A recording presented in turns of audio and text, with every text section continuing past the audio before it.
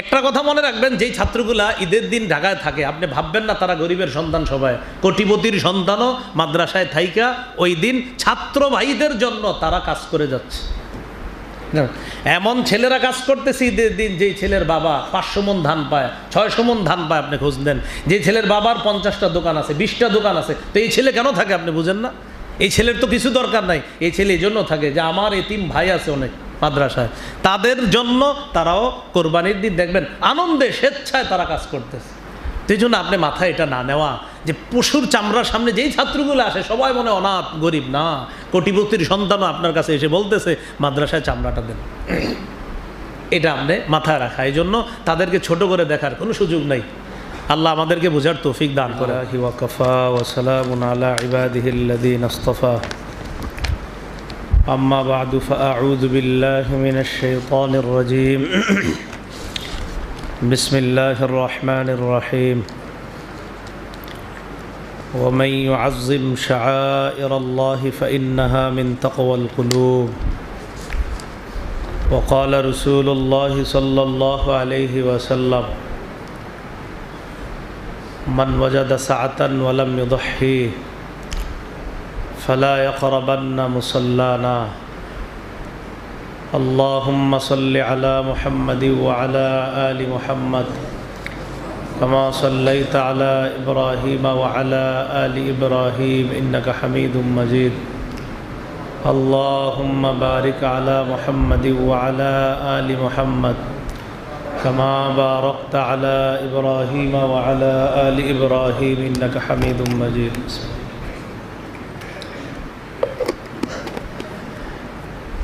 কোরবানির ঈদের একদম আগের জুমায় আল্লাহ আমাদেরকে মসজিদে জুমার সালাত আদায় করার জন্য উপস্থিত হওয়ার তৌফিক দান করেছেন বলে আলহামদুলিল্লাহ। সামনে সোমবার দিন আমাদের দেশে ঈদুল আজহা উদযাপন হবে। মুসলমানদের দুটি ধর্মীয় উৎসবের একটি হলো ঈদুল আজহা, আল্লাহর নৈকট্য লাভের জন্য পশু কোরবানি করা। কোরবান মানি হলো নৈকট্য অর্জন করা, কুরবত হাসিল করা, আল্লাহর কাছাকাছি পৌঁছে যাওয়া। কোরআনেও আছে কোরবান শব্দটা, ফালাউলা নাসরাহুমুল্লাযীনা ইত্তাখাযু মিন দুনিল্লাহি কুরবানান আলিহা।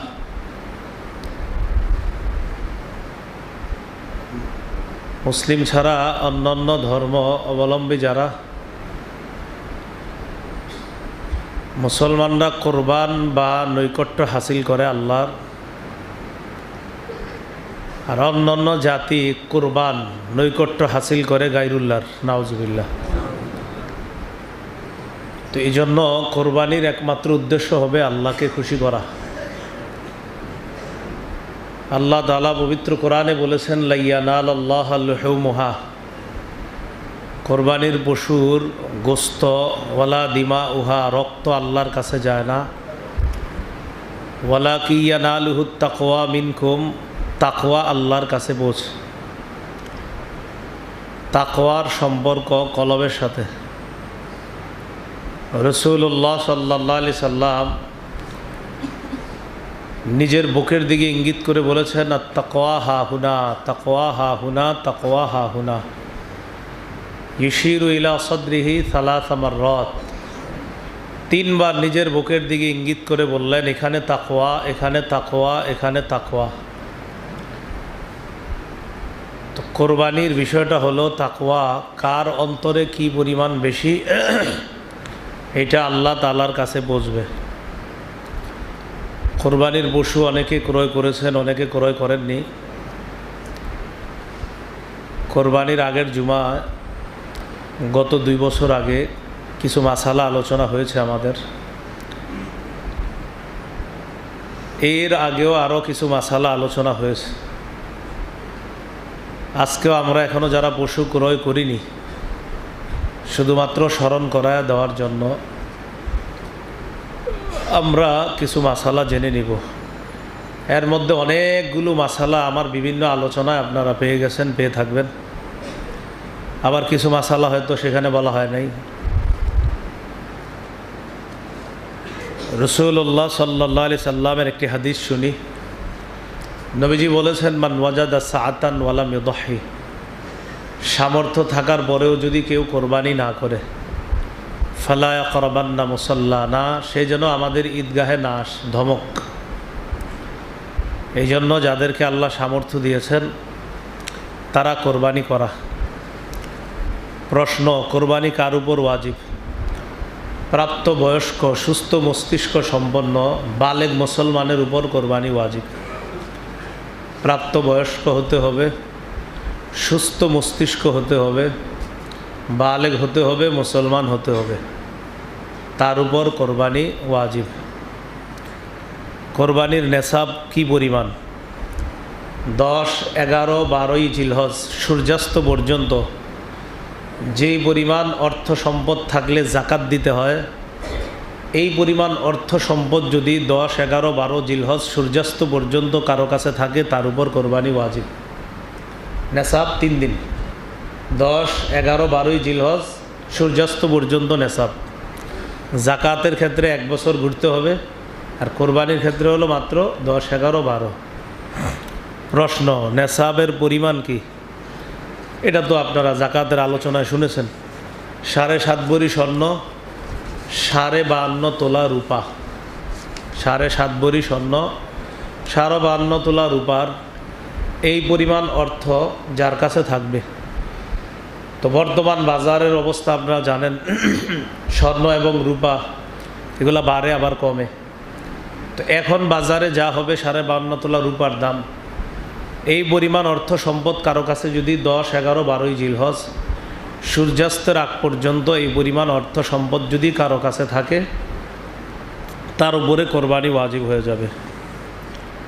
প্রশ্ন, কোরবানি মোট কতদিন করা যায়? কোরবানি 3 দিন করবেন, 10, 11, 12 জিলহজ সূর্যাস্ত পর্যন্ত। 10 জিলহজ, 11 জিলহজ, 12 জিলহজ সূর্যাস্তের আগেই কোরবানি করতে হবে। প্রশ্ন, নাবালেগ শিশু কিশোর তদ্রূপ যে সুস্থ মস্তিষ্ক সম্পন্ন নয়, তারা যদি নেশাব পরিমাণ মালের মালিক থাকে, তাদের উপর কি কোরবানি ওয়াজিব হবে? না, কোরবানি ওয়াজিব হবে না। নাবালেগের টাকা আছে অনেক, তার আব্বা তার নামে ব্যাংকে রাখছে, কথার কথা জমায় রাখছে, কোরবানি ওয়াজিব হবে না। অসুস্থ মস্তিষ্ক যার, তো সন্তান তার মস্তিষ্ক ততটা সুস্থ না, তার জন্য বাবা মা টাকা জমায় রাখছে, এই পরিমাণ টাকা, যেই পরিমাণ টাকা থাকলে কোরবানি ওয়াজিব হয়, এত পরিমাণ টাকা আছে, কিন্তু তার উপরে কি হবে না? ওয়াজিব হবে না, কারণ মস্তিষ্ক অসুস্থ। তো এরকম আপনার অসুস্থ মস্তিষ্ক এবং নাবালেগ, তাদের নেশাব পরিমাণ মালের মালিক হলেও কোরবানি হবে না। প্রশ্ন, নাবালেগের পক্ষ থেকে অভিভাবক যদি কোরবানি করে, তাহলে কি কোরবানি আদায় হবে? হবে, মুস্তাহাব হবে। কি হবে? মুস্তাহাব। এটা কোনো ওয়াজিব কোনো বিষয় না, সওয়াব হবে, মুস্তাহাব। নাবালেগের পক্ষ থেকে অভিভাবক যদি কোরবানি করে, মুস্তাহাব, এটা কোনো ওয়াজিব বিষয় না, হতে পারে, জায়েজ আছে। প্রশ্ন, যে ব্যক্তি কোরবানির দিনগুলোতে মুসাফির থাকবে, তার উপর কি কোরবানি ওয়াজিব?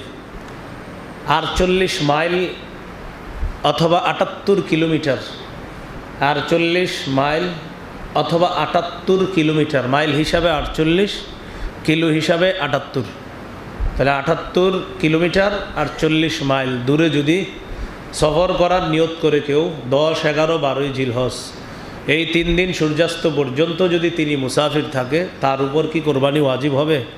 উত্তর, না, তার উপরে কোরবানি ওয়াজিব হবে না। মুসাফিরের উপর কি হবে না? কোরবানি ওয়াজিব হবে না। তাহলে 48 মাইল অথবা 78 মাইল, 78 কিলো এই পরিমাণ দূরে কেউ যাওয়ার নিয়তে মুসাফির হয়েছে আপনার, এই মুসাফিরের উপর কোরবানি ওয়াজিব না, তার উপর কোরবানি ওয়াজিব না। দিলে ভালো কথা, কিন্তু কোরবানি ওয়াজিব না। দরিদ্র ব্যক্তির উপর কি কোরবানি ওয়াজিব? দরিদ্র ব্যক্তির উপর কোরবানি ওয়াজিব না, তবে সে যদি কোরবানির নিয়তে পশু ক্রয় করে, তার উপর কোরবানি ওয়াজিব। দরিদ্র ব্যক্তির উপর কোরবানি ওয়াজিব না। উনি আপনাদের কারোর সাথে শখে গাবতলি গিয়ে একটা পশু ক্রয় করছে কোরবানির নিয়তে, তাহলে কোরবানি ওয়াজিব। ইসলাম ওয়াজিব করে নাই, নিজেই ওয়াজিব করে নিছে নিজের উপর। প্রশ্ন, কেউ যদি কোরবানির দিনগুলোতে ওয়াজিব কোরবানি দিতে না পারে তাহলে এক্ষেত্রে কি করণীয়? সুন্দর মাসালা, মন দিয়ে শুনি আমরা। কোরবানির দিনগুলোতে কেউ যদি কোরবানি দিতে না পারে, 10, 11, 12 জিলহজ একজনের উপর কোরবানি ওয়াজিব ছিল কিন্তু কোরবানি দেয়নি, এক্ষেত্রে এই কোরবানির দিন চলে যাওয়ার পর যখন তার বুঝ আসছে আমি কোরবানি দিলাম না, এটা ঠিক হয় নাই, আমার ওয়াজিব ছিল এরপরও দেই নেই, এক্ষেত্রে করণীয় হলো, যদি সে পশু ক্রয় করে না থাকে, 10, 11, 12 জিলহজ সূর্যাস্ত পর্যন্ত পশু ক্রয় করে নাই, তাহলে পশু ক্রয় করে নাই, কোরবানি ওয়াজিব ছিল কিন্তু কোরবানি দেয় নাই। খুব মন দিয়ে বুঝবেন, পশু ক্রয় করে নাই, ওয়াজিব ছিল কোরবানি কিন্তু কোরবানি দেয় নাই, এক্ষেত্রে তিনি আপনার কোরবানির উপযুক্ত একটা ছাগলের মূল্য সৎকা করে দিবে। কোরবানির উপযুক্ত একটা ছাগলের মূল্য সৎকা করে দিবে। আর যদি পশু ক্রয় করছে, ক্রয় করার পরেও 10, 11, 12 জিলহজ পশু কোরবানি করে নাই, এগুলা সাধারণত হয় কেউ যদি মারা যায়, মারা গেলে কি করে ওই আত্মীয় স্বজন টেনশনে পেরেশানিতে কোন দিক দিয়ে 10, 11, 12 জিলহজ চলে যায়, অনেক সময় তাদের এটা খেয়াল থাকে না, পরে মনে পড়ে যে আমরা যে কোরবানি করলাম না, এখন কি করণীয়? এখন করণীয় হলো ওই পশুটাই সৎকা করে দিতে হবে। তাহলে এক্ষেত্রে দুইটা, একটা হলো পশু কিনেন নাই, কোরবানিও দেন নাই, এক্ষেত্রে কোরবানির উপযুক্ত একটা ছাগল পরিমাণ মূল্য সৎকা করতে হবে। আরেকটা হলো পশু ক্রয় করেছেন কিন্তু কোরবানি দেন নাই, এক্ষেত্রে ওই পশুটাই সৎকা করে দিতে হবে। এটা ওট হোক, গরু হোক, ছাগল হোক, যেটাই কিনছেন, মহিষ হোক, এটা সৎকা করে দিতে হবে। প্রশ্ন, প্রথম দিন কখন থেকে কোরবানি করা যাবে বা উত্তম? প্রথম দিন 10 জিলহজ, ঈদের নামাজের পর। এখানে শহর উপশহরের একটা মাসালা থাকে, তো আমাদের বাংলাদেশে এখন উপশহর আছে কিনা আমার জানা নেই, সব এখন মাশাল্লাহ শহর, বাংলাদেশের সবই শহর, এখন উপশহর আর নাই, সব জায়গায় জুমার নামাজ হয়, ঈদের নামাজ হয়।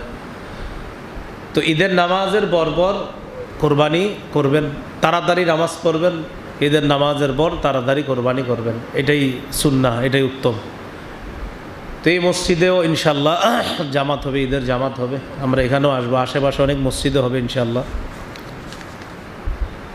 প্রশ্ন, রাতে কোরবানি করা, আমাদের এখানে ঈদের জামাত হবে সকাল 7:30, সকাল 7:30 ঈদের জামাত হবে ইনশাল্লাহ।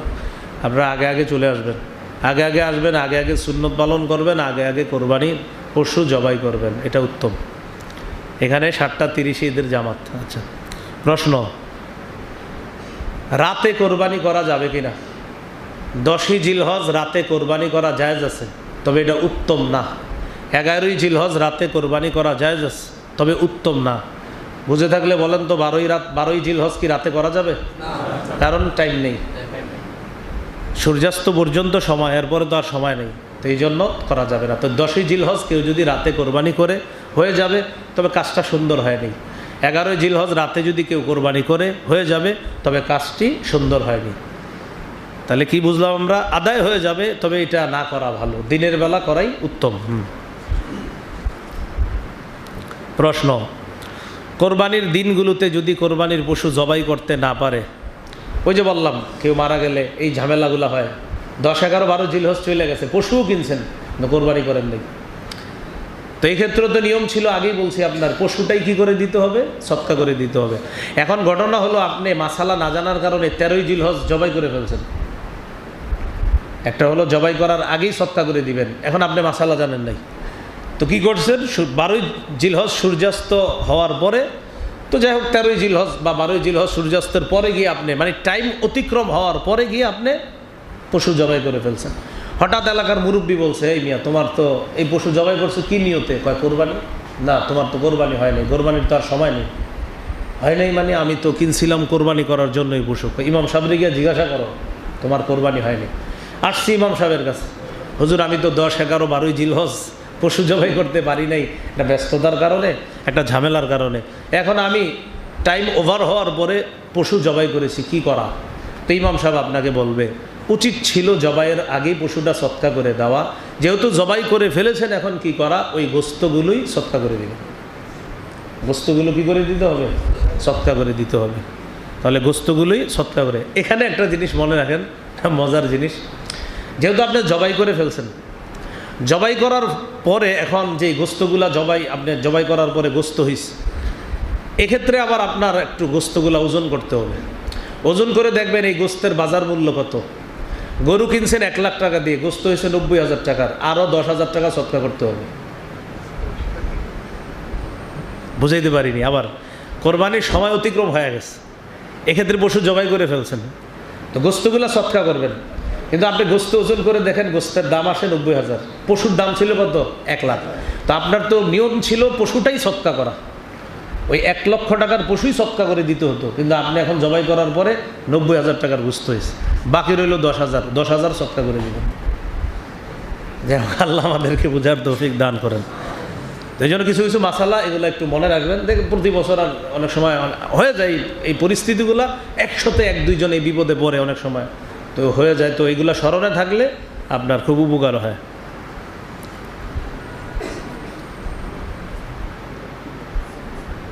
প্রশ্ন, কোন কোন পশু দ্বারা কোরবানি করা যাবে? ওট, গরু, মহিষ, ছাগল, ভেড়া, দুম্বা, এগুলা দ্বারা আপনার কোরবানি করা যাবে, জায়েজ আছে। পুরুষ পশু, নারী পশু, মানে নর নারী, নর মাদা যেটাকে বলে, এই পশু দ্বারা যেই পশু পুরুষ কোরবানি করা যায় ওটার নারীও কোরবানি করা যায়, বাস সোজা হিসাব। যে পশুর পুরুষকে কোরবানি করা যায় ওটার নারীকেও, গরু গাবি, ছাগল ছাগি, বাস কোরবানি করা যাবে, সোজা কথা।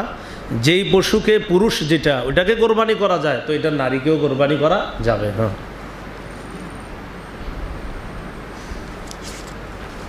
প্রশ্ন, পশুর বয়স সীমা? ওট কমপক্ষে 5 বছরের হবে, গরু কমপক্ষে 2 বছর, ছাগল কমপক্ষে 1 বছর, ভেড়া দুম্বা এগুলাও 1 বছর। ভেড়া আর দুম্বা যদি 6 মাসের বেশি হয়, 6-7 মাস মনে করেন বয়স, কিন্তু এটারে দেখতে মনে হইতেছে হৃষ্টপুষ্ট 1 বছরের মতো, ভেড়া আর দুম্বা, শুধু ছাগল না, ছাগল 1 বছর হবে, ভেড়া আর দুম্বাও 1 বছর। মাসালা হলো ভেড়া দুম্বাও 1 বছর হতে হবে কম, কিন্তু ভেড়া আর দুম্বা এটারে দেখতে মনে হইতেছে 1 বছরের, কিন্তু বয়স 6 মাস 7 মাস, হৃষ্টপুষ্ট মনে হইতেছে, দেখতে 1 বছরের মনে হয়, এই প্রাণী দিয়েও কোরবানি জায়েজ। এটা কিন্তু শুধু ভেড়া আর দুম্বা, এই 2 ক্ষেত্রে যদি দেখতে মনে হয় 1 বছরের মতো, হৃষ্টপুষ্ট মোটা তাজা, এটা দিয়ে কোরবানি করলে জায়েজ হয়ে যাবে, সমস্যা হবে না। এক পশুতে শরীকের সংখ্যা কত হবে? ছাগল, ভেড়া, দুম্বা ইত্যাদি এগুলো তো একজনই করবে, আপনারা জানেন। ওট, গরু, মহিষ এগুলাতে 2 জন, 3 জন, 4 জন, 5 জন, 6 জন, 7 জন পর্যন্ত শরীক হতে পারবে। 2 জন, 3 জন, 4 জন, 5 জন, 6 জন, 7 জন পর্যন্ত শরীক হতে পারবে, তবে একা দেওয়াই ভালো, যাতে কোনো ঝামেলা না হয়। অনেক সময় সন্দেহ কাজ করে, তো সন্দেহ কাজ করলে ঝামেলা হয়ে যায়। সন্দেহ থেকে বাঁচার জন্য সেরা উপায় হলো একে কোরবানি করা। হালাল টাকা আছে, এটা কি হালাল টাকার কোরবানি এটা আপনি জানেন, নাকি হারাম টাকার এটাও আপনি জানেন, কারণ আপনার কোরবানি আপনি জানেন যে এটা কতটুকু শুদ্ধ হচ্ছে। তো শরীকে জায়েজ আছে, এই জন্য শরীক নির্বাচনে খুব সতর্ক থাকতে হবে, সতর্কতা অবলম্বন করতে হবে। শরীক যিনি হবেন তাকে বোঝানো, ভাই কোনো প্রকার হারাম টাকা হওয়া যাবে না, আমারও যেন হারাম টাকা না হয়, আপনারও যেন হারাম টাকা না হয়, এই বিষয়গুলা শরীককে বোঝানো। রাসূলুল্লাহ সাল্লাল্লাহু আলাইহি সাল্লামের সাহাবী জাবের রাদিয়াল্লাহু তাআলা আনহুর বর্ণনা, তিনি বলেন, নাহাররা মা রাসূলিল্লাহ সাল্লাল্লাহু আলাইহি সাল্লাম বিল হুদাইবিয়া আল বাদানাতা আন সাবআতিন ওয়াল বাকরাতা আন সাবআ। হুদাইবিয়ার যুদ্ধে আমরা রাসূলুল্লাহ সাল্লাল্লাহু আলাইহি সাল্লামের সাথে ছিলাম, সেখানে আমরা পশু কোরবানি করেছি। 7 জনের পক্ষ থেকে ওট জবাই করেছি, 7 জনের পক্ষ থেকে গরু জবাই করেছি। 7 জনের পক্ষ থেকে ওট, আবার 7 জনের পক্ষ থেকে গরু। একদম টন টনে সহি হাদিস, এটা কি সহি হাদিস? টন টনে। মুসলিম শরীফে, মুসলিমের সব হাদিস তো সহি, তো মুসলিমেরও হাদিস এটা, তিরমিজিরও, আর তিরমিজির এই হাদিসের সনদও পুরো একদম টন টনে সহি। টন টনে বুঝছেন নি, একদম কোনো রকমের ঝামেলার সম্ভাবনাই নেই। তারপরও ঘটনা হলো যে প্যাচ তো লাগাইতে হবে, কোনোভাবে খুঁজা বের করা যায় কিনা, কিন্তু এটা কিন্তু টন টনে সহি হাদিস, এটা মনে রাখবেন যে শরীকে কোরবানির এই হাদিস একদম টন টনে সহি।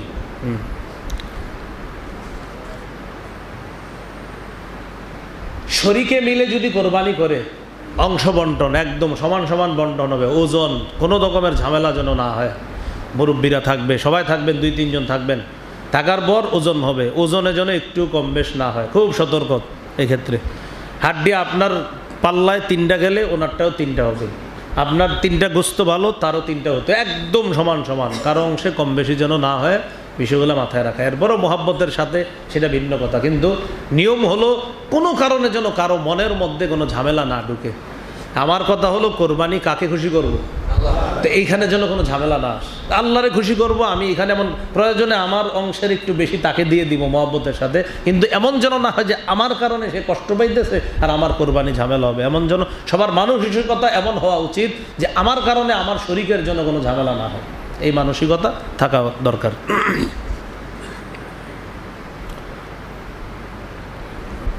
শরীকে যারা কোরবানি দিবে তাদের মধ্যে কোনো একজনের নিয়ত যদি খারাপ হয় সেক্ষেত্রে কি হবে?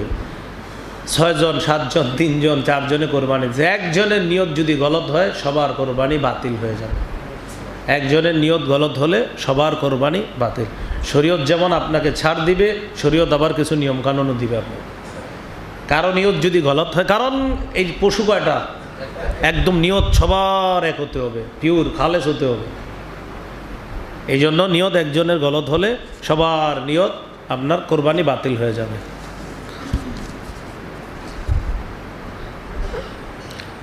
কোরবানির পশু গরু, মহিষ, ওট ইত্যাদি এগুলোতে কি আকিকার শরীক হতে পারবে? হ্যাঁ পারবে। ছাগল, ভেড়া, দুম্বা এগুলো তো হবে না, কারণ এগুলো তো একজনই কোরবানি করবেন, তার কোনো শরীক আনা নেই। ওট, গরু, মহিষে আকিকার নিয়তেও যদি কেউ শরীক হয় সেও শরীক হতে পারবে। নুসুক দ্বারা উদ্দেশ্য হলো আপনার কোরবানির পশু, আকিকার পশু, কোনো সমস্যা নাই, শরীক হতে পারবে। শরীকদের মধ্যে কারো অধিকাংশ উপার্জন বা পুরা উপার্জন যদি হারাম হয় তাহলে কোরবানি সহি হবে না। শরীকদের কারো যদি উপার্জন অধিকাংশ হারাম বা বেশির অংশ হারাম, কোরবানি সহি হবে না। এই জন্য শরীকদের যারা হবে বুঝান, শরীক যারা কোরবানি দিবেন 3 জন মিটিং করবেন, আগে বয়ান করবেন, একজনে ভাই আমাদের কারো অংশে যেন কোনোভাবেই কোনো হারাম না ঢুকে, এইভাবে কথাবার্তা বলে, যদিও 3 জনে জানেন যে, কারণ সাধারণত শরীক তারাই হয় যারা একজন আরেকজনকে চিনে ভালোভাবে, তার ইনকাম সম্পর্কে আইডিয়া আছে, অভিজ্ঞতা। এরপরেও 3 জন সতর্কতামূলক কথাবার্তা বলে নেওয়া যে এটা আল্লাহর জন্য করব, এখানে আমাদের গোস্ত খাওয়া মাকসাদ এমন না, আল্লাহর জন্য পশু জবাই করব, আল্লাহ যদি মায়া করে খাওয়ায় খাবো, না হয় খাবো না। কিন্তু কারণ আল্লাহ এমনও তো হতে পারে, এমনও করতে পারেন যে পশু জবাই করার পর গোস্ত রান্নার আগে আমি মারা যাব, এরকমও হতে পারে। এই জন্য আমি কোরবানি আল্লাহকে খুশি করার জন্য করব। আল্লাহ দয়া করলে যদি আমাকে খাওয়াবো, আমাকে খাওয়াবে। আর যদি আল্লাহ পাক রব্বুল আলামিন চান যে আমাকে এটা খাওয়াবে না, তাহলে তো আমি সারা জীবন চেষ্টা করলেও খেতে পারবো না। কিন্তু নিয়ত থাকতে হবে আমি এটা আল্লাহকে খুশি করার জন্য কোরবানি করব। সবার এই নিয়তগুলো হতে হবে। তো উপার্জন যেন হারাম না হয় ভাই, এই বিষয়গুলো মাথায় থাকা। এরপরে আপনারা জানেন বেশিরভাগ মানুষেরই লেনদেন এমন জায়গায় হয় যেগুলো হারাম লেনদেন আছে। অনেক মাশাআল্লাহ অনেকে ইনকাম করে হালাল, কিন্তু আপনার লেনদেনগুলো এমন জায়গায় হচ্ছে যে হারামের শরিক আছে সংখ্যা। তো আপনারা একটু কথাবার্তা বলে নেবেন যে আমাদের এই অংশগুলো যেন হারাম টাকা না হয়, এই বিষয়গুলো মাথায় রাখা। প্রশ্ন, গরু, মহিষ বা ওট এগুলা একা একা কোরবানির নিয়ত করছে একজন, গরু একা দিবেন অথবা ওট একা দিবেন অথবা মহিষ একা দিবেন। তো কিনছেন 1.5 লাখ টাকা দিয়ে, তো কেনার পর চিন্তা করলেন 1.5 লাখ টাকা দিয়ে কিনলাম, 1 লাখ টাকা দিয়ে কিনলাম, আরেকজনকে শরিক করি আমি। এক্ষেত্রে ধনী মানুষ যদি তার এই ক্রয়কৃত পশুর মধ্যে অন্য কাউকে শরিক করতে চায় তাহলে শরিক করতে পারবে। তাহলে কি করতে পারবে? শরিক করতে পারবে। আল্লাহ। কোরবানির পশু কেমন হতে হবে? কোরবানির পশু হৃষ্টপুষ্ট হওয়া, এটা উত্তম। দহা রাসূলুল্লাহ সাল্লাল্লাহু আলাইহি সাল্লাম বিকাবশিন আকরানা ফাহিলিন। রাসূলুল্লাহ সাল্লাল্লাহু আলাইহি সাল্লাম দুম্বা কোরবানি করেছেন, শিংওয়ালা হৃষ্টপুষ্ট দুম্বা আল্লাহ রাসূল সাল্লাল্লাহু আলাইহি সাল্লাম কোরবানি করেছেন। এখান থেকে বোঝা যায় এটা হৃষ্টপুষ্ট হওয়া। হৃষ্টপুষ্ট হওয়ার মাকসাদ থাকবে আপনার এমন, আমি বড় গরু কোরবানি করব, ওট কোরবানি করব, কেন? আমি এটা ভালো মানের করব, কারণ আমি রবকে খুশি করব, তাই রবের জন্য সবচেয়ে ভালোটা দিব, এটা নিয়ত হইলে ভালো। আর যদি হয় এমন পাশের বাড়ি ও কিনছে 1.5 লাখ, আমি কিনবো 2 লাখ, এটা গলত, এটা সঠিক নিয়ত না।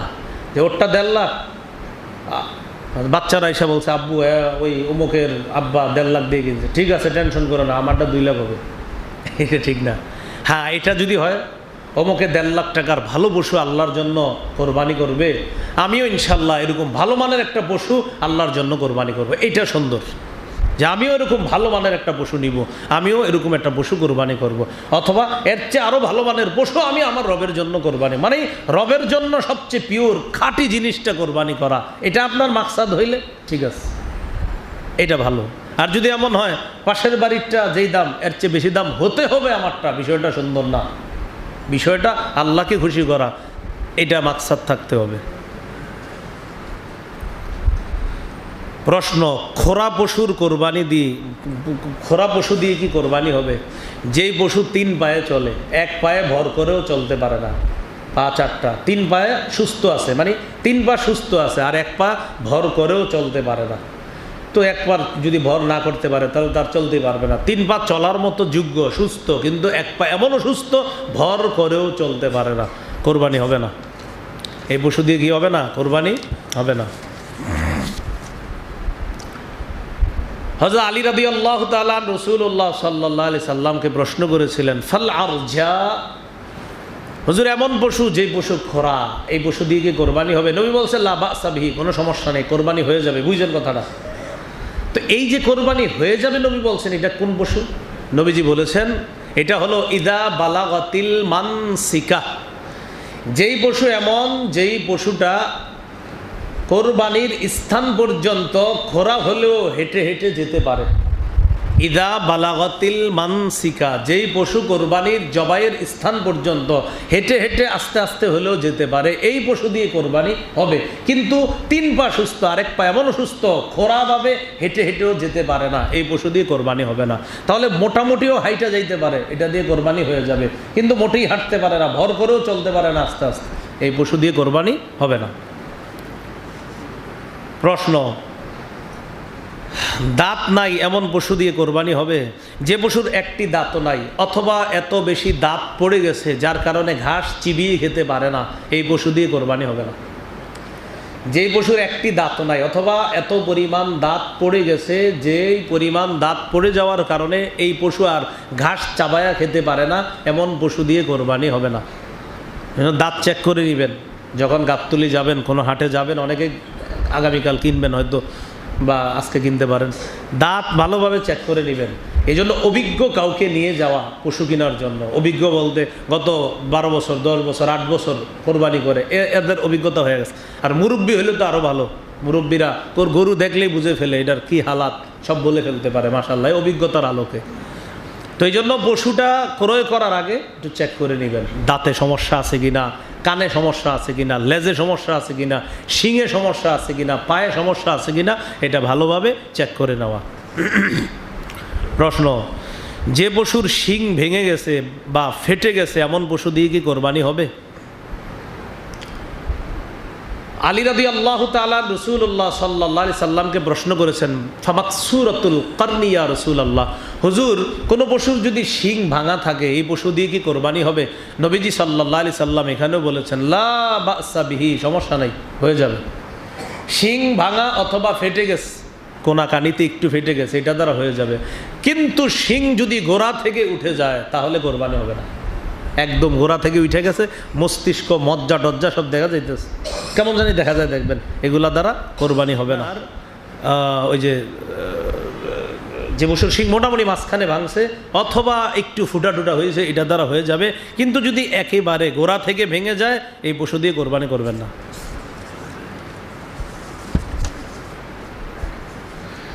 কান কাটা লেজ কাটা পশুর কোরবানি একদম সহজে মনে রাখবেন, যে পশুর অর্ধেকের বেশি কান কাটা, অর্ধেকের বেশি লেজ কাটা, অর্ধেকের বেশি কান কাটা পশু দিয়ে কোরবানি হবে না, অর্ধেকের বেশি লেজ কাটা পশু দিয়ে কোরবানি হবে না। এবার বিপরীতটা আপনারাই বলতে পারবেন, অর্ধেকের কম যদি কান কাটা থাকে, অর্ধেকের কম যদি লেজ কাটা থাকে, কোরবানি হয়ে যাবে।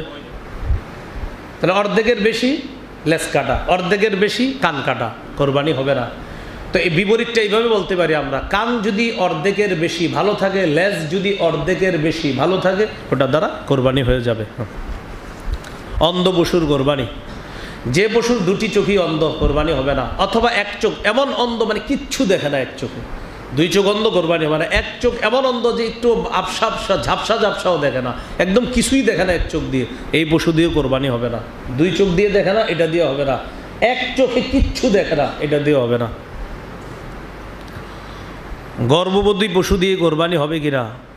হ্যাঁ, গর্ভবতী পশু দিয়ে কোরবানি হবে। গর্ভবতী যে পশু, এটা দিয়ে কোরবানি হবে। তবে সন্তান প্রসব আসন্ন যদি হয়, সন্তান প্রসব হয়ে যাবে আর কোরবানির সময় এসে গেছে, এক্ষেত্রে এই পশুটা জবাই করাটা মাকরুহ।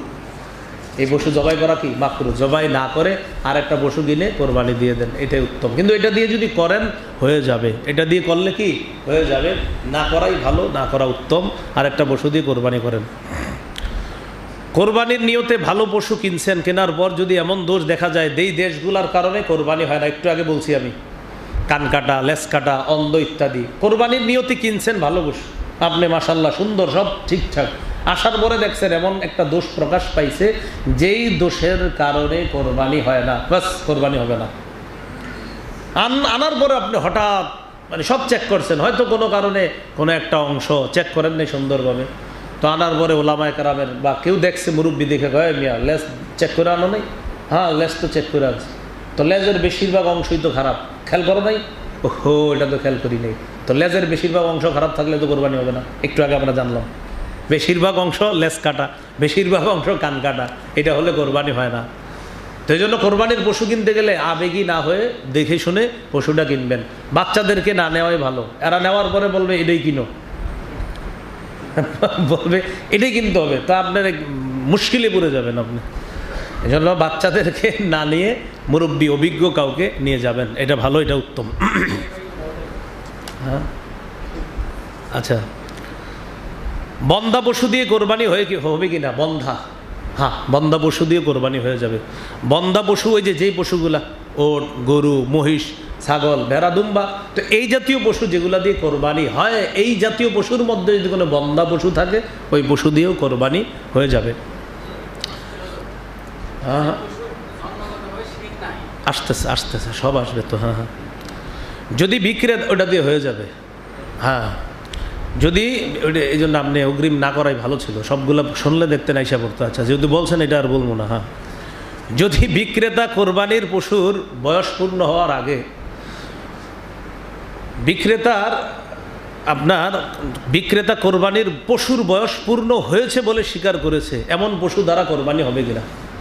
যেমন গরু 2 বছর হতে হবে, তো 2 বছরের পশু যেটা আপনার বিক্রেতা বলছে ভাই আমার 14 গোষ্ঠীর কসম, এটা 2 বছর,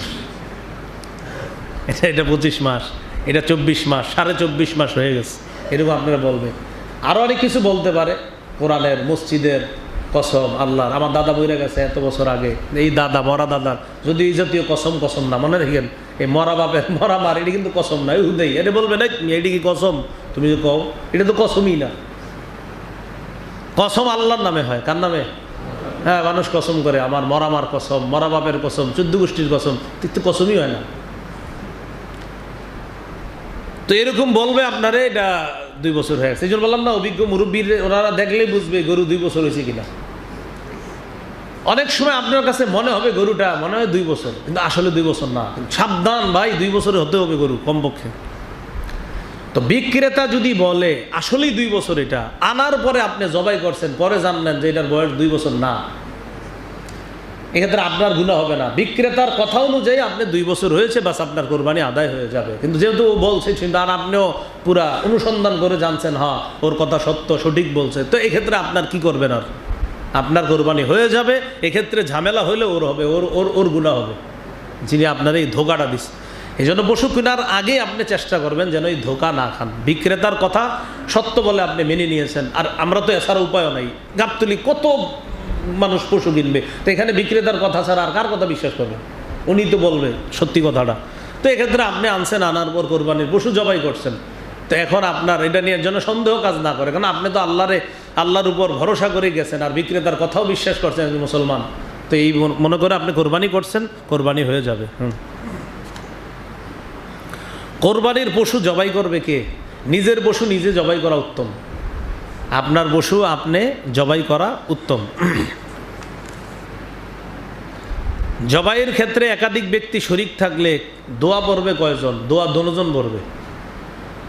প্রথমে যিনি শরিক মানে শুরু করবে উনিও দোয়া পড়বে, আরেকজন যদি শরিক হয় উনিও দোয়া পড়বে।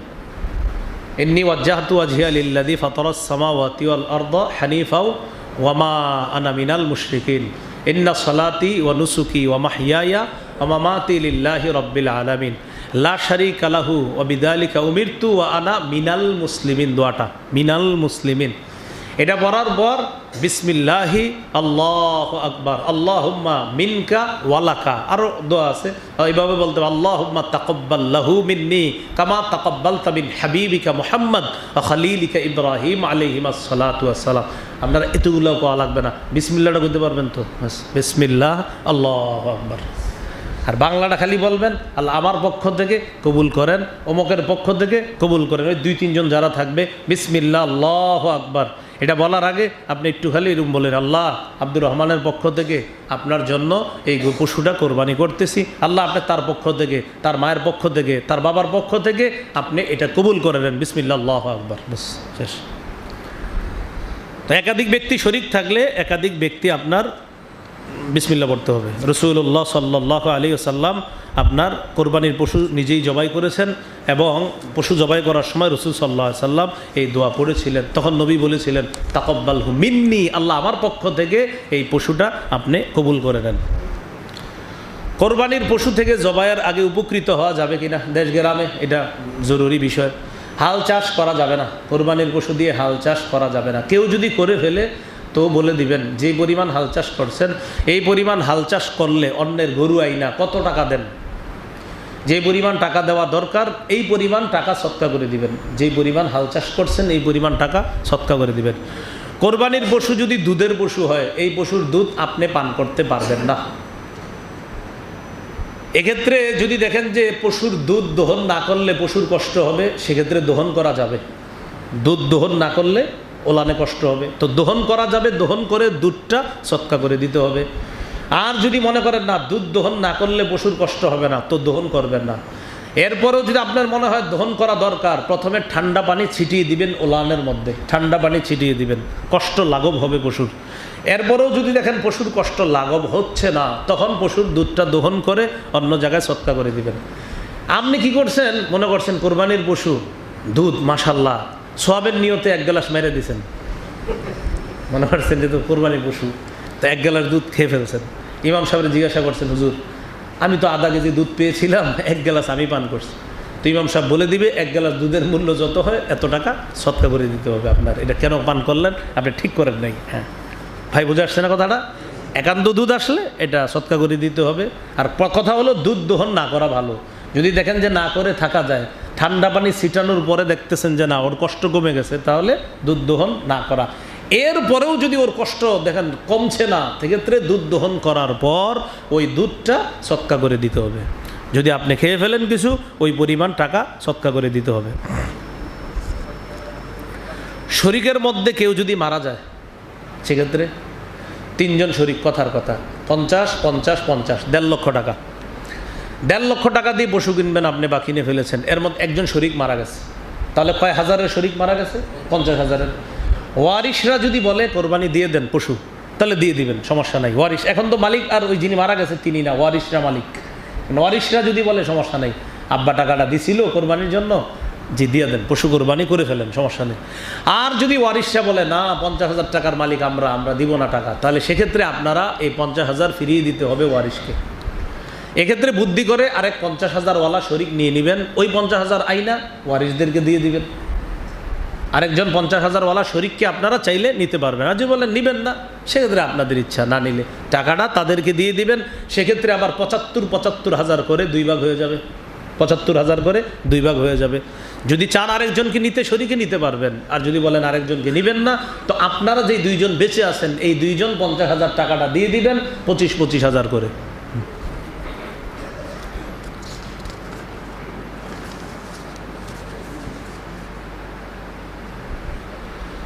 আল্লাহ। কোরবানির পশু জবাই করছেন, করার পরে বাচ্চা আসছে। তো এই বাচ্চাটা সৎকা করে দেওয়া উত্তম, কিন্তু জবাই করে দিলে জায়েজ আছে। তিরমিজির এক বর্ণনা আসছে, ওইটাও জবাই করে দাও। তিরমিজির 1502 নম্বর হাদিসে আছে যে ইদা ওয়ালাদা, যদি এই পশু জন্ম দেয় ওইটাকেও জবাই করে দাও। তো এই ক্ষেত্রে উত্তম হলো এটাকে সৎকা করে দেওয়া উত্তম। সৎকা যদি না করেন তাহলে কোরবানির পশুর সাথে বাচ্চাটাকেও জবাই করে দিবেন, আর ওই গোস্তটা সৎকা করে দিবেন। হ্যাঁ, মৃত ব্যক্তির পক্ষ থেকে কোরবানি দেওয়া জায়েজ আছে কিনা? জায়েজ আছে। কোরবানির গোস্ত জমায়া রাখা জায়েজ আছে কিনা? জায়েজ আছে। নবী বলছেন কুলু ওয়াদ্দাখিরু, খাও, জমাও, জায়েজ আছে। এক হাদিসে আসছে 3 দিনের বেশি তোমরা জমায়ও না, কথা সত্য, এক হাদিসে আসছে। এটার দ্বারা মাকসাদ হলো যে এই গোস্ত এটা সবাই মিলেমিশে খেয়ে ফেলো, তুমি খাও, আত্মীয় স্বজনকে দাও, গরিবদেরকে দিয়ে দাও, শেষ করে ফেলো, এটা হলো মাকসাদ। আবার আরেক হাদিসে নবী বলছে কুলু, খাও, ওয়াদ্দাখিরু, জমিয়ে রাখো, সমস্যা নাই, জমায়া পরে যদি খাইতে চাও খেতে পারবা। তাহলে হাদিসের মূল মাকসাদ হলো যে এক হাদিসে নবী বলছে যেন না খাও, আর এক হাদিসে বলছে খাও।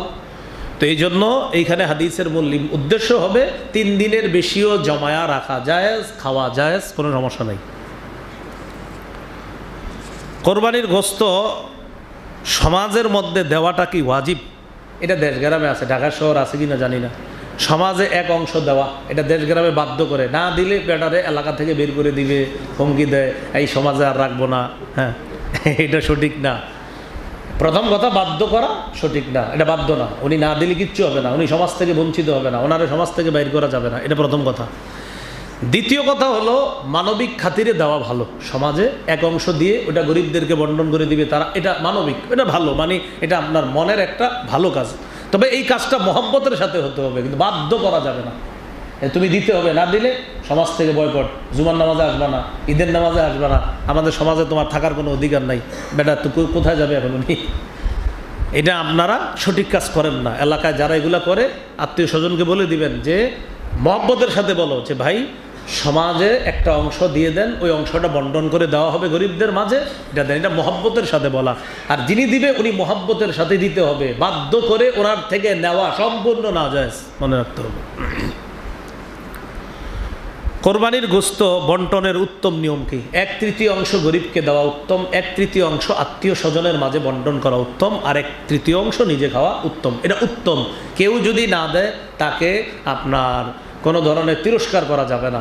তিনি যদি আত্মীয় স্বজনকে না দেয় তিরস্কার করা যাবে না, গরিবদেরকে যদি না দেয় তিরস্কার করা যাবে না। বাকি উত্তম গরিবদেরকে 1 ভাগ দেওয়া, আত্মীয় স্বজনকে 1 ভাগ দেওয়া, নিজে রাখা। এক্ষেত্রে পরামর্শ হলো আপনারা এরকম কৃপণতা না করে দিয়েন, গরিবদেরকেও দিয়েন, আত্মীয় স্বজনদেরকেও দিয়েন। এটা পরামর্শ।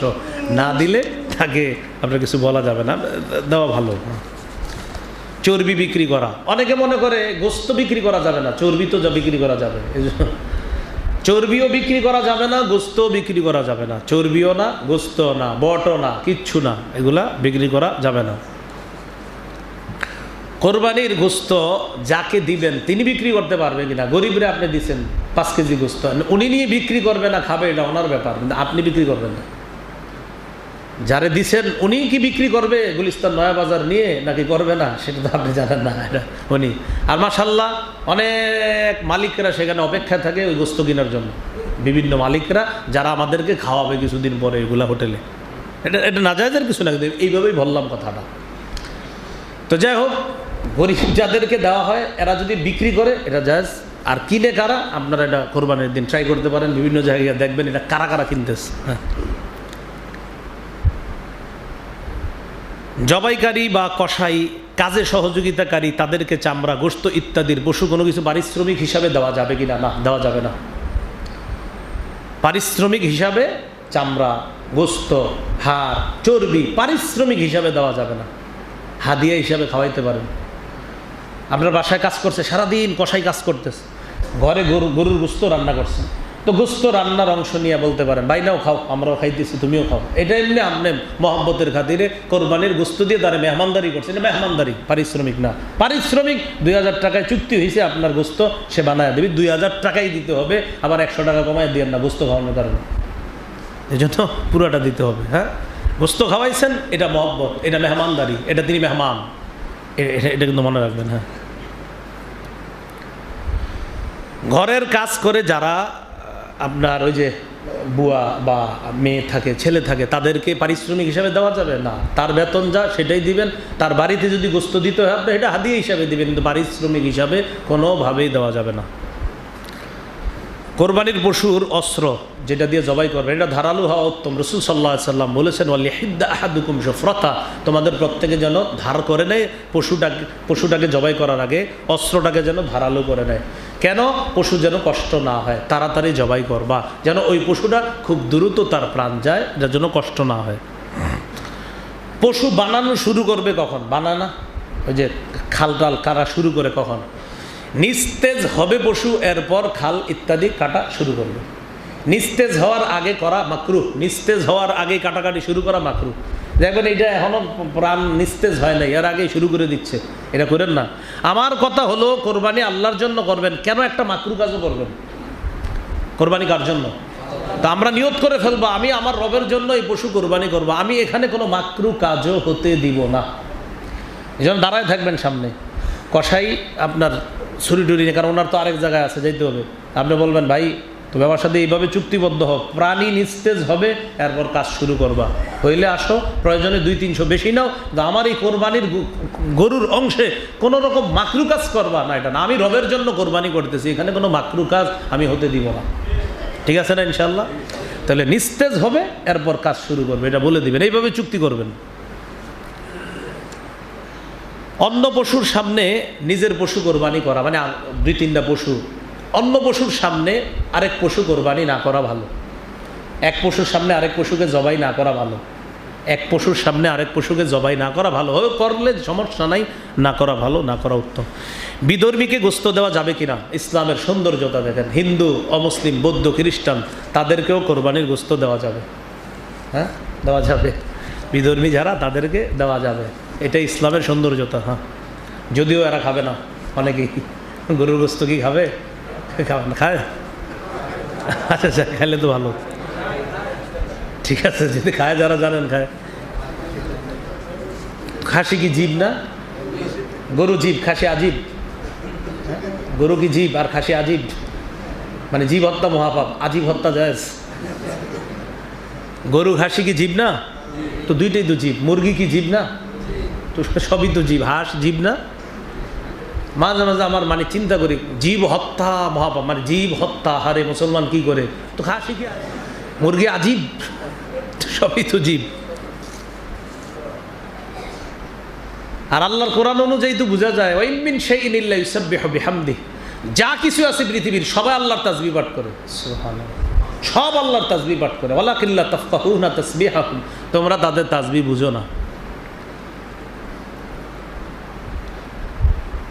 অন্যের ওয়াজিব কোরবানি যদি জবাই করতে হয় তার কাছ থেকে অনুমতি নিতে হবে। বড় ভাইয়ের উপর কোরবানি ওয়াজিব, ছোট ভাই নামাজের পর তাড়াতাড়ি গিয়ে পশু সহায় দিস, জবা করে ফেলছে। বড় ভাই নামাজ পড়ে আস্তে ধীরে দান সৎকার কইরা এরপরে কিরে তুই আমার অনুমতি ছাড়াই জবাই করে ফেললে, এই যে বললেন অনুমতি ছাড়া, ঝামেলা করে ফেলছেন কিন্তু এখানে।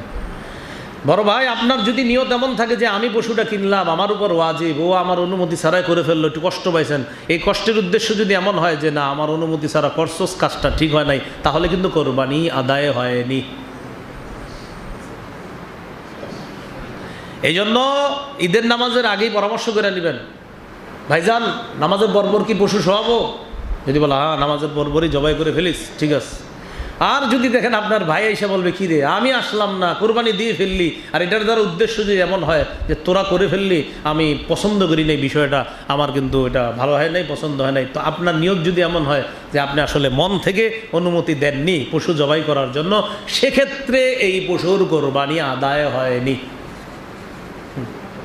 এই জন্য যার কোরবানি তার অনুমতি লাগবে, অনুমতি নিয়ে নিন। হ্যাঁ, বস বা যারা থাকে ম্যাডাম, ওনাদের অনুমতি নিয়ে আসতে হবে, অনুমতি নিয়ে কোরবানি করবেন।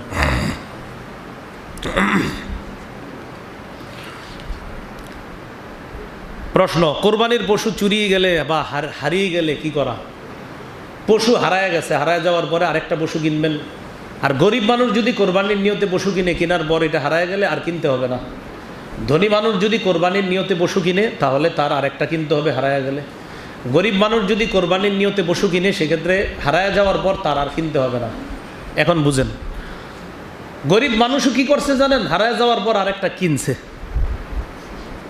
গরিব মানুষ যিনি হারায় গেছে, হারায় যাওয়ার পর আরেকটা কিনছে। ধনী মানুষ উনিও আরেকটা কিনছে, কেনার পর হারিয়ে যাওয়া পশুটা আবার ফিরে আসছে।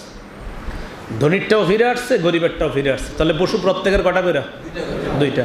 এক্ষেত্রে ধনী যিনি তিনি দুইটার যে কোনো একটা কোরবানি করলে হয়ে যাবে। গরিব দোনোটাই কোরবানি করতে হবে। তোমার কে বলছে নিজের উপর আবশ্যক করতে? প্রথমটাও নিজের উপর আবশ্যক ছিল না, করে নিছে। দ্বিতীয়টাও নিজের উপর আবশ্যক ছিল না, করে নিছে। এই জন্য দুইটাই তার কোরবানি করা ওয়াজিব। ধনী দুইটার একটা কোরবানি করলে আদায় হয়ে যাবে। হ্যাঁ, বিষয়গুলো মাথায় রাখা।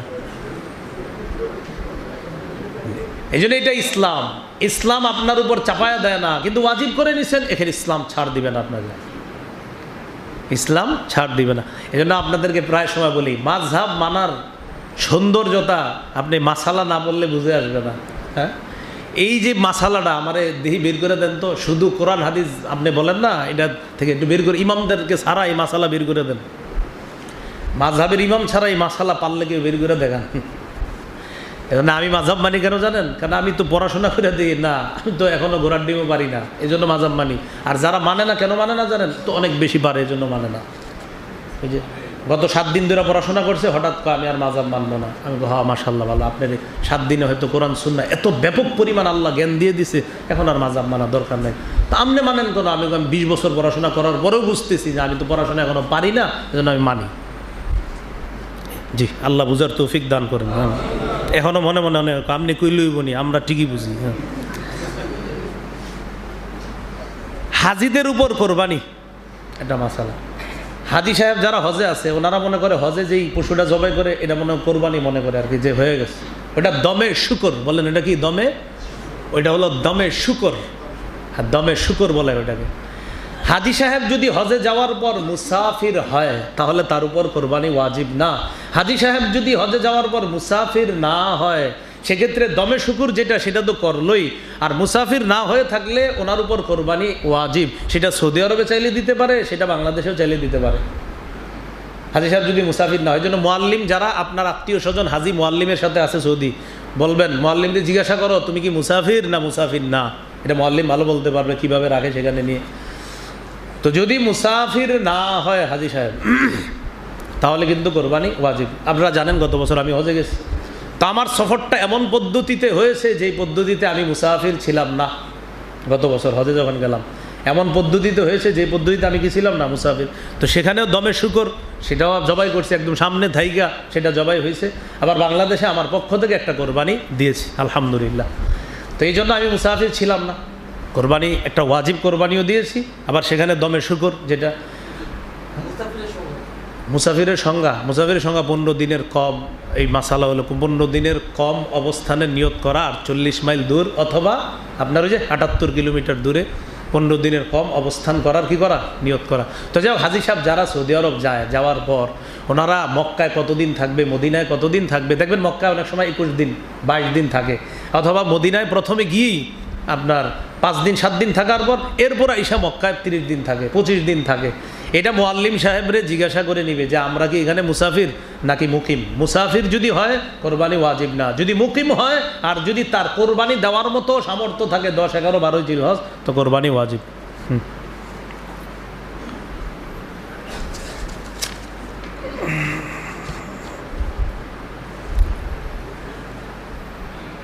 কোরবানির পশুর গোস্ত খাওয়া। 10ই জিলহজ যারা কোরবানি দিবেন তারা সর্বপ্রথম পশুর গোস্ত দিয়ে খানা খাওয়া শুরু করবেন, উত্তম সুন্নত। বলেন এটা 10 তারিখেরই সুন্নত। কয় তারিখের? কেউ যদি 11 তারিখ কোরবানি দেন, 11ই জিলহজ, আপনি কিন্তু আবার শুরুতে এটা খাইবেন এমন না। শুরুতে আপনি ওই দিন মিষ্টি মুষ্টি যা পাওয়ার খান, সকালবেলা পরোটা রুটি টুটি খান, সমস্যা নেই। শুধুমাত্র 10 তারিখে যে কোরবানি দিবেন তার জন্য উত্তম হলো আপনি প্রথম কোরবানির গোস্ত খাবেন। এটা 10 তারিখের সুন্নাহ, এটা 11 তারিখের সুন্নাহ না। 11, 12 তারিখে যদি জবাই করেন যে আজকে প্রথম জবাই করে গোস্তটা প্রথম খামো না, এটা শুধু 10 তারিখে, 11, 12 তারিখে না।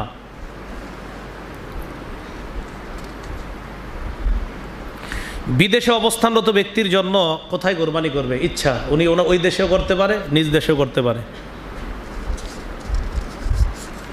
কোরবানির চামড়া বিক্রি করা, বিক্রি না করাই ভালো। বিক্রি করে ফেললে অর্থ সৎকা করে দিতে হবে। বিক্রি না করে মাদ্রাসায় দান করে দিবেন, মাদ্রাসায় দিয়ে দিন।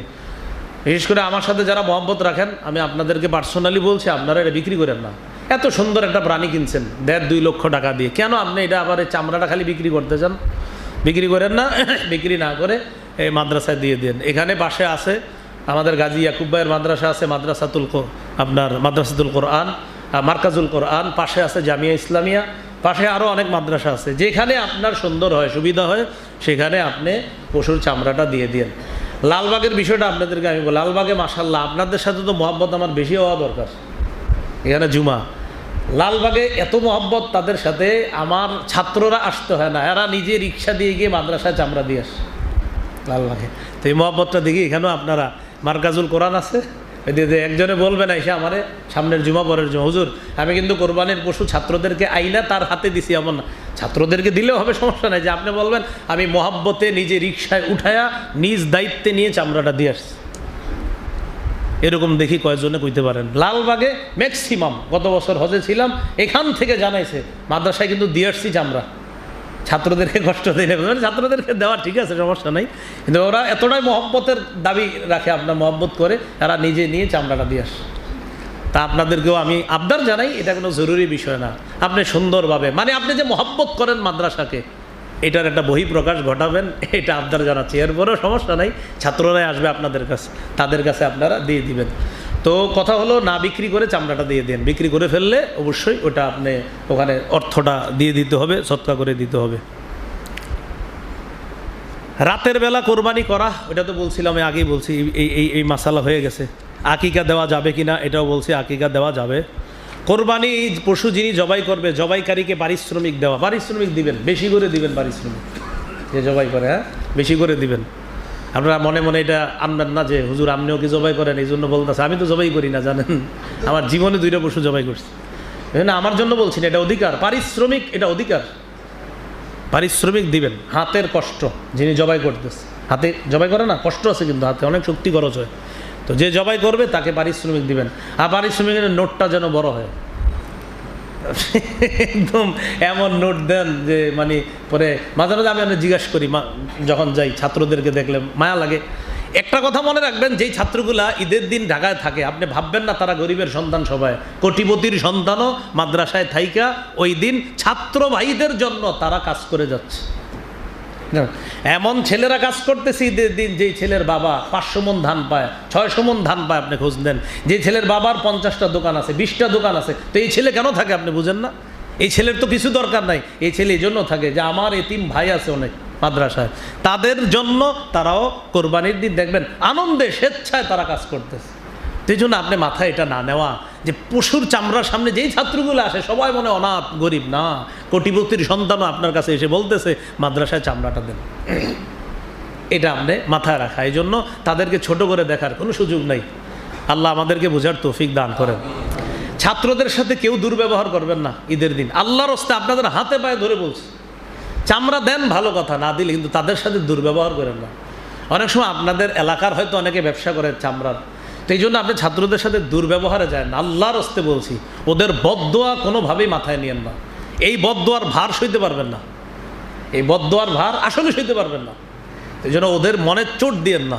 ঈদের দিন, কোরবানির দিন এই ছেলেগুলা মা বাবার চেহারা না দেখে আপনাদের এখানে মাদ্রাসার জন্য কাজ করতেছে, ওদের মনে আঘাত দিয়েন না, আল্লাহর কথাগুলো মাথায় রাখা। আল্লাহ আমাদেরকে বোঝার তৌফিক দান করেন। তো বলছিলাম, জবাই করবে যে তারে পারিশ্রমিক একটু বাড়ায়া দিবেন, পারিশ্রমিক আপনারা এরকম ছোট ছোট নোট না বের করে একটু বড় নোট দেওয়ার চেষ্টা করবেন।